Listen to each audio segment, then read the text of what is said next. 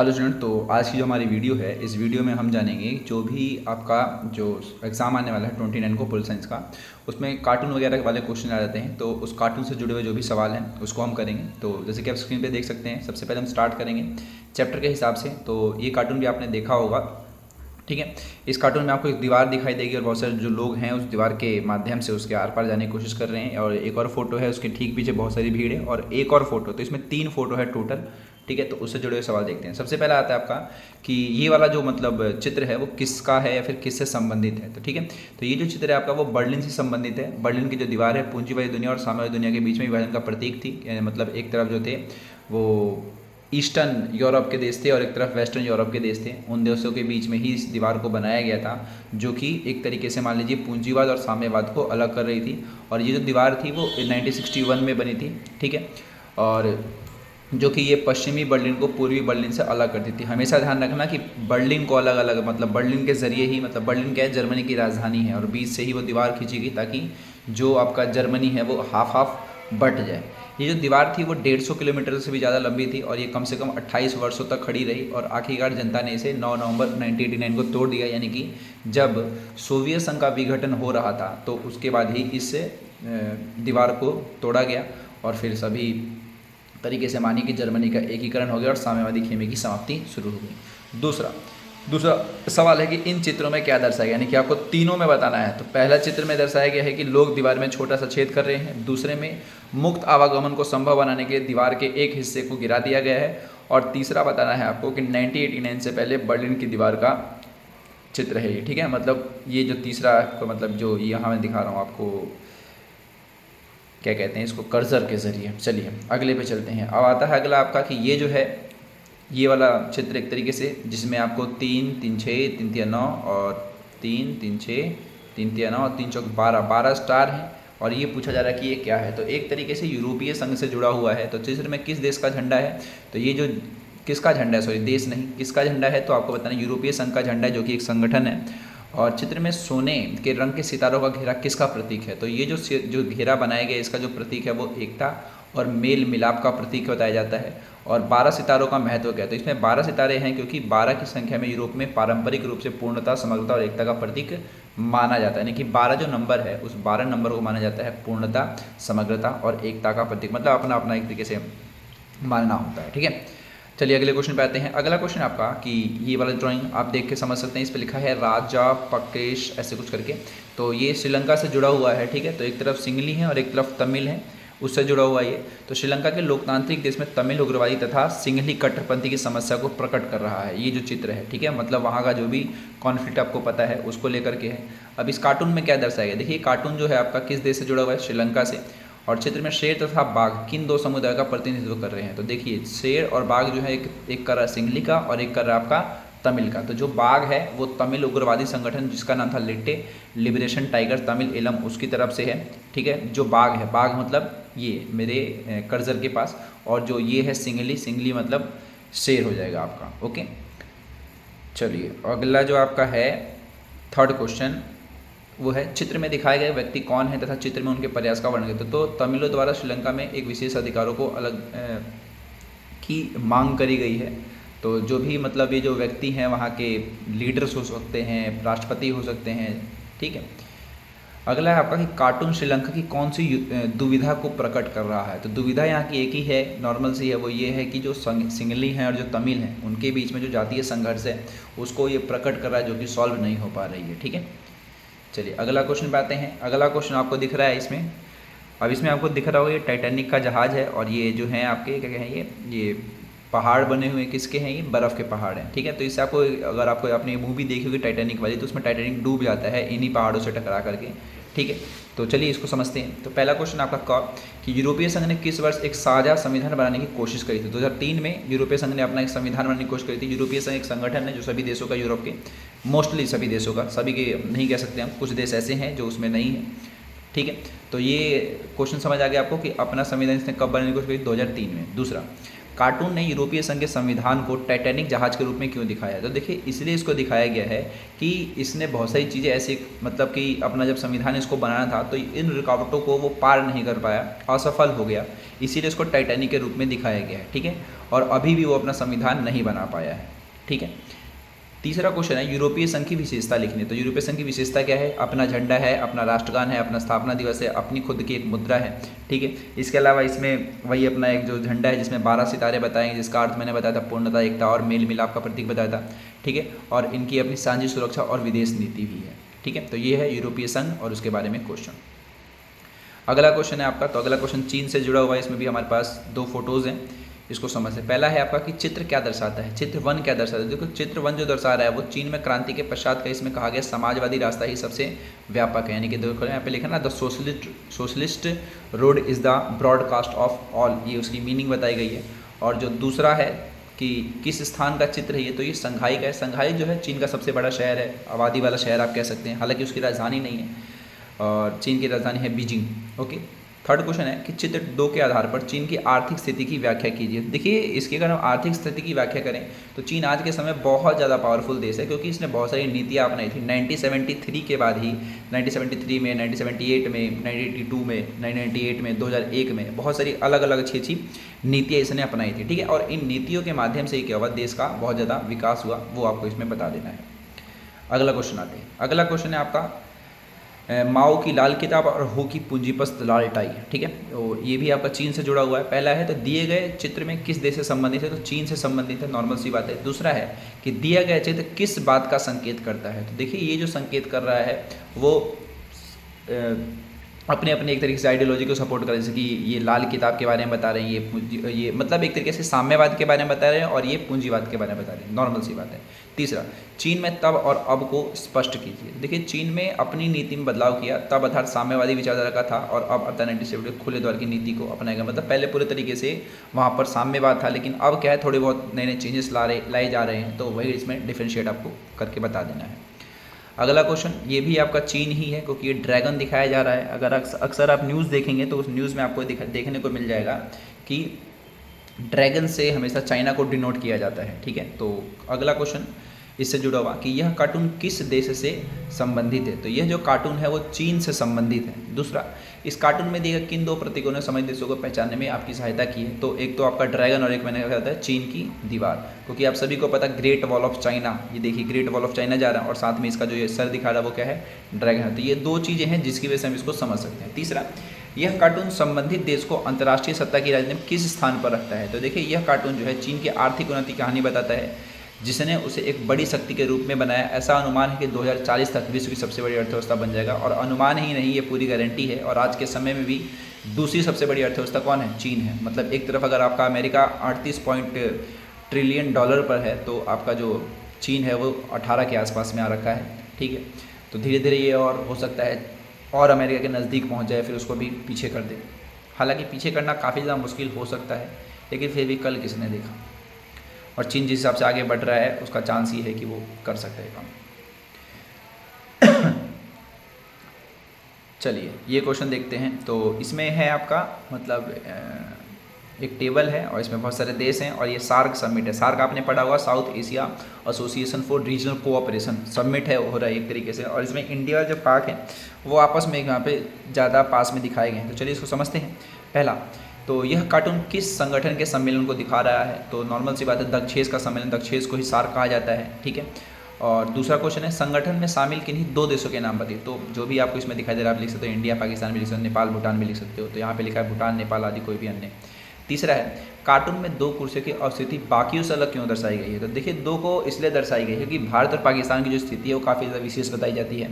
ठीक है, और इस पूरे सार्क मतलब संगठन में यही 2 देश ऐसे हैं जिनके बीच में विवाद ज़्यादा देखने को मिलता है, ये ज़्यादा महत्वपूर्ण देश भी माने जाते हैं एक तरीके से। ठीक है, इसीलिए इनको पास में दिखाया गया है।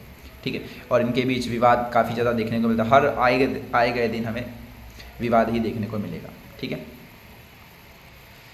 चलिए फिर से एक क्वेश्चन जो कि आपका चीन से जुड़ा हुआ है। ठीक है, तो चीन की ये साइकिल है जिसमें एक तरफ पूंजीवाद है और एक तरफ साम्यवाद है। चलिए कार्टून में साइकिल को प्रतीक के रूप में क्यों रखा गया है और क्या इस देश को इंगित करता है? तो ये जो कार्टून है साइकिल के प्रतीक के रूप में दिखाया गया है क्योंकि संपूर्ण विश्व में चीन ही एक ऐसा स्थान है जहाँ सबसे ज़्यादा साइकिलें प्रयोग होती हैं। ओ ठीक है, तो पहला कारण क्या है, चीन के रूप इसको साइकिल के रूप में चीन को क्यों दिखाया गया? क्योंकि चीन एक ऐसा देश है जहाँ पर सबसे ज़्यादा साइकिल इस्तेमाल करी जाती है, ताकि सबका ध्यान समझ आए कि चीन की बात हो रही है। दूसरा, यह कार्टून चीन के किस दोहरेपन को इंगित करता है? तो चीन का दोहरापन इसमें यह है कि वो साम्यवाद और पूंजीवाद दोनों को एक तरीके से मिला जुला करके अपना मॉडल रख रहा है और उसके हिसाब से अपने देश को आगे ले जाने की कोशिश कर रहा है। तो इस कार्टून में साइकिल के दो पहियों के माध्यम से चीन के दोहरेपन को दर्शाया गया है कि किस प्रकार चीन ने पहले विकास के समाजवादी मॉडल को अपना रखा था और पूंजीवादी दुनिया से अपने रिश्ते तोड़ लिए थे। थोड़े समय तक इसे सोवियत मदद भी मिली। इसी दौरान चीन का अर्थव्यवस्था में का विकास 5% से 6% की वार्षिक दर से हुआ, लेकिन जैसे सोवियत संघ की शक्ति कम शुरू हुई, यानी कि 1990 के आसपास कम हो गई थी,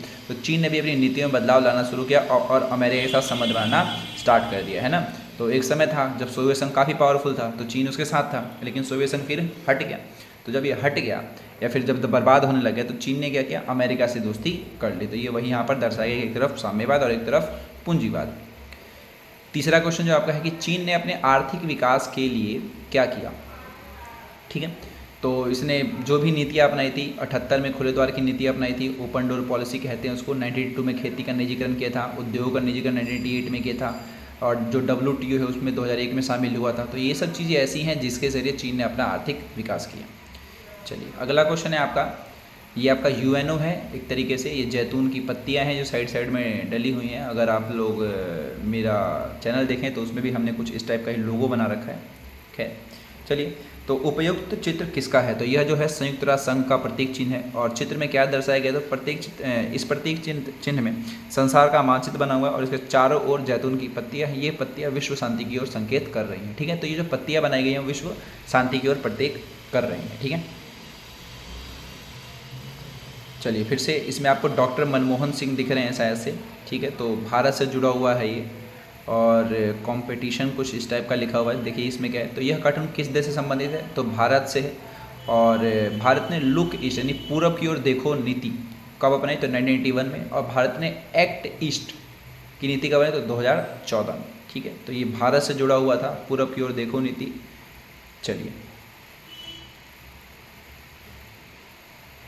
अब क्वेश्चन है आपका ये, इसमें एक व्यक्ति दिख रहे हैं आपको, एक हाथ में वॉर और एक तरफ में UN, ओके। तो दिए गए चित्र कार्टून के आधार पर निम्नलिखित प्रश्नों के उत्तर दीजिए। चित्र क्या दर्शाया? तो चित्र में जिस आदमी को दिखाया गया है वो अमेरिका का है, ठीक है। और दूसरा क्वेश्चन है कि क्या संयुक्त राष्ट्र संघ अमेरिका को मनमानी करने से रोक सकता है? तो नहीं, वो नहीं रोक पाता एक तरीके से, क्योंकि उस पर अमेरिका का खास प्रभाव है। अमेरिका की वित्तीय ताकत बेजोड़ है और वह संयुक्त राष्ट्र संघ के बजट में सबसे ज़्यादा योगदान देता है। नॉर्मल सी बात है, UNO के पास सबसे ज़्यादा जो फंडिंग आती है वो USA से आती है, और इस दिशा में अगर वो उसके खिलाफ जाता है, उसके अगेंस्ट में जाता है, तो उसके लिए भी थोड़ा सा अच्छा नहीं होगा, ठीक है। नॉर्मल सी बात है कि जो वित्तीय सहायता जिस देश से हमें मिलती है सबसे ज़्यादा, हम उसके खिलाफ जल्दी नहीं जाते हैं, ठीक है। तो यही मेन कारण है जिसकी वजह से जो आपका UNO है वो अमेरिका के खिलाफ नहीं जाता है, ठीक है। चलिए अगला क्वेश्चन देखते हैं, इसी से है कि उपर्युक्त कार्टून क्या संदेश देता है? तो उपयुक्त कार्टून यह संदेश देता है कि वर्तमान एक ध्रुवीय विश्व में अमेरिका की शक्ति पर अंकुश लगाने में संयुक्त राष्ट्र संघ जो है सक्षम नहीं है। अगर कोई संयुक्त राष्ट्र संघ के आदेश का पालन नहीं करता तो अमेरिका अपनी शक्ति का प्रयोग करके उसका पालन करवा सकता है। इससे यह स्पष्ट होता है कि एक ध्रुवीय विश्व में अमेरिका का बोलबाला है, ठीक है। तो यूनिपोलर की बात करी गई, आज के समय में सबसे पावरफुल देश अमेरिका ही है और सबको पता है ये बात एक तरीके से। फिर भी लेकिन आने वाले समय में ऐसा नहीं रहेगा, बहुत सारी कंट्री ऐसी हैं जो उसको टक्कर दें। जैसे कि मान लीजिए रशिया की अगर हम बात करें तो एक तरफ अगर आपको अमेरिका दिखाई दे तो दूसरी तरफ रशिया तो है। चलिए अगला है, इसमें कुछ ये दिखाया गया है, गरीबी वगैरह दिखाई गई है, बहुत सारे लोग दिखाए गए हैं। तो चलिए स्टार्ट करते हैं इसको भी।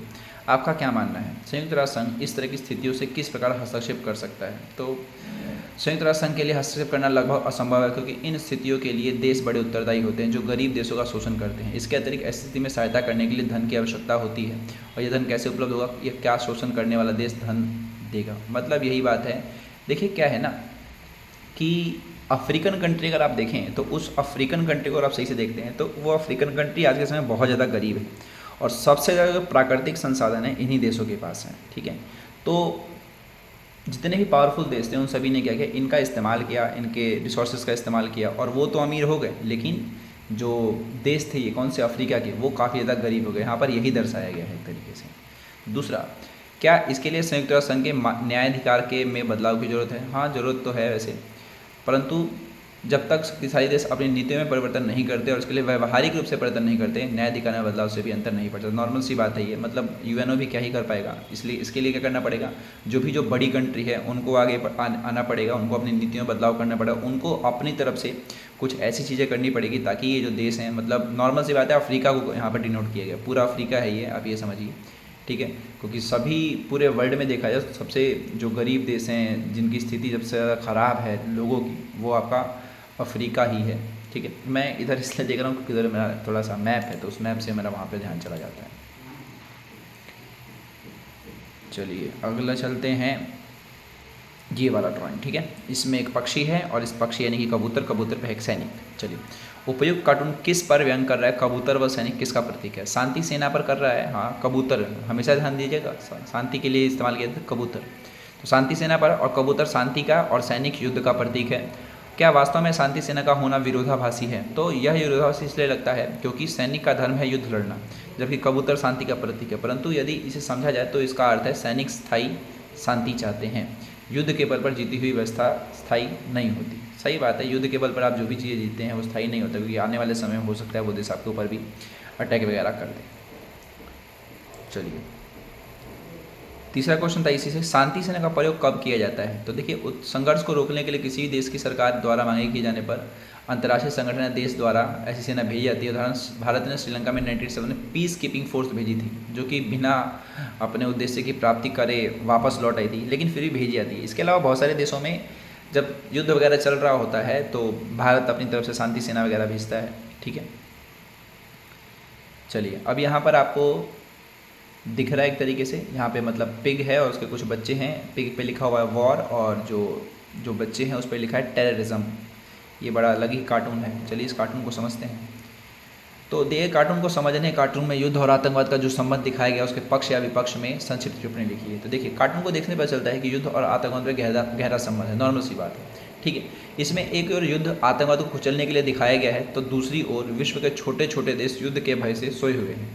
पक्ष में अगर हम देखें तो कार्टून को देखकर यह कहा जा सकता है कि युद्ध प्रायः मानव विनाश के लिए खतरा माना जाता रहा है। यह खतरा परंपरागत है, ठीक है। जब से मानव पैदा हुआ तभी से उनको युद्ध करना पड़ता है। मानव युद्ध अपने देश, राज्य और संसाधनों की रक्षा, अपने प्रभाव को बढ़ाने के लिए करता है, लेकिन आतंकवाद को कुचलने के लिए सभी राष्ट्र एक हो जाएं, तब तक युद्ध करते रहें जब तक आतंकवाद समाप्त न हो, तभी आतंकवाद खत्म हो सकता है। सही बात है, आज के समय सबसे बड़ी जो समस्या आतंकवाद ही है। एक अलग चीज़ है, पहले तो देश आपस में लड़ते थे, लेकिन अब क्या है, आतंकवाद एक ऐसी चीज़ है जो किसी भी देश पे हमला कर सकता है, चाहे वो कितना ही पावरफुल देश को ना हो।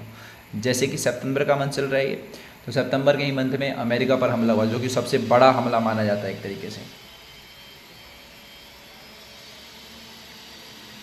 खैर, विपक्ष में देखें तो आतंकवाद मानवता और विश्व सुरक्षा के लिए नया खतरा है, ठीक है, और यह आदिकाल से चल रहा है, और पहले उसका क्षेत्र सीमित, लेकिन आज आतंकवाद न केवल देश के लिए परंतु संपूर्ण विश्व की जाति के लिए खतरा है। मैंने क्या बताया, सभी देशों के लिए खतरा है, चाहे वो पावरफुल कंट्री हो चाहे नॉन पावरफुल कंट्री हो, सभी के लिए समस्या है एक तरीके से। चलिए इसको समझते हैं। इसमें है आपके पास एक तरीके से लाइटर दिखाया जा रहा है और दीवार टाइप का हाथों का दिखाया गया है। चलिए, तो प्रस्तुत चित्र में विश्व की किस समस्या को दर्शाया गया? तो प्रस्तुत चित्र में वैश्विक ताप वृद्धि, ग्लोबल वार्मिंग की समस्या को दिखाया गया है। सही बात है, लाइटर के जरिए ग्लोबल वार्मिंग, ठीक है।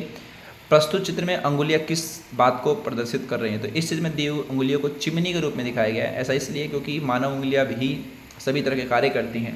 जैसे चिमनी से विषाक्त धुआं निकलकर मानव स्वास्थ्य के वातावरण को प्रदूषित करता है और मानव जीवन की ओर अग्रसर होता है। एक तरीके से मतलब आप जो ये कर रहे हैं, आप अपने लिए ही गलत कर रहे हैं एक तरीके से, यहाँ पर ये दर्शाया जा रहा है। तीसरा, प्रस्तुत चित्र में विश्व को लाइटर के रूप में क्यों दिखाया गया है? तो उस प्रकार से विश्व के लाइटर की तरह है जो चिमनी या मानव कर्म के कारण जल रहा है। नॉर्मल सी बात है, देश में जितने भी प्रदूषण से जुड़ी हुई समस्याएं हैं वो किसने पैदा करी? हमने। पेड़ पौधों ने, जानवरों ने तो नहीं करी, प्रकृति ने नहीं करी, किसने करी? हमने करी। तो ये इसीलिए ऐसा करके दिखाया गया है। चलिए, अब आ गए हम शायद से सेकंड बुक पे। सेकंड बुक है आपका, एक तरफ है पब्लिक सेक्टर, एक तरफ है प्राइवेट सेक्टर। हालांकि ये नहीं आएगा क्योंकि ये तीसरा चैप्टर हो गया, और गुजरात वाला भी चैप्टर नहीं आ रहा है, ये भी हम स्किप करेंगे।